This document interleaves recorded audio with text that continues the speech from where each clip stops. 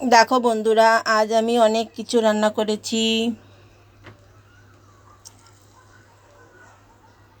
তো এটা হচ্ছে মিরগে মাছ, কাতলা মাছ দিয়ে আলু দিয়ে রসা রান্না করেছি।